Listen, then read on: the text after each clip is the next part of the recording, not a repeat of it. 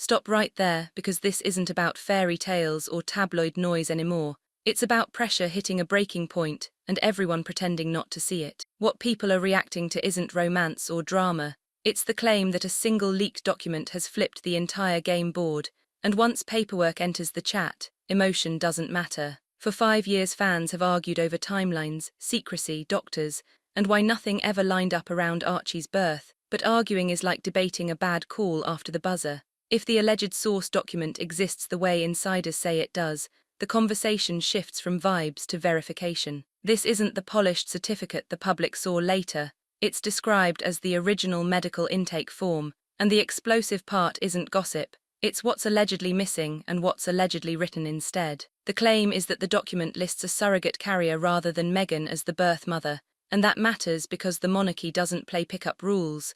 It plays by a rulebook written centuries ago. Fans keep missing this point.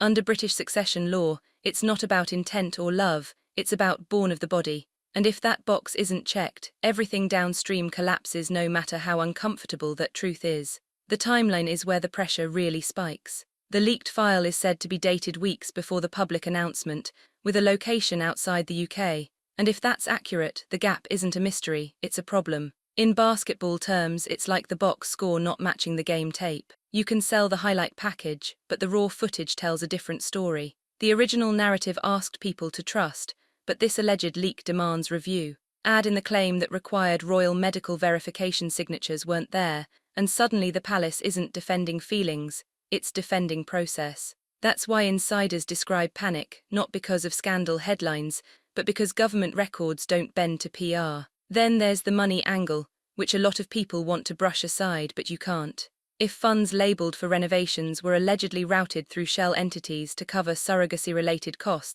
that stops being personal drama and becomes a governance issue. That's when institutions step in, not to punish, but to protect themselves. And the biological detail fans don't want to touch is the harshest part. If the allegation that a donor egg was used is true, then under the monarchy's own framework, this isn't a grey area. Bloodline matters there in a way it doesn't in normal life, and ignoring that reality doesn't make it disappear. From a mindset angle, this is where Harry looks less like a villain and more like a player realizing too late that the system doesn't care about his intentions. If he signed off on a public record that contradicted the source document, that's not rebellion, that's exposure. The palace response, as described, isn't emotional, it's procedural. Quiet corrections, legal clarifications, containment instead of confrontation. And that's the part people misunderstand. This isn't about destroying anyone, it's about preserving the institution at all costs, even if that means rewriting the scoreboard after the game. So here's the real question fans should be arguing in the comments. If the monarchy is choosing rules over relationships,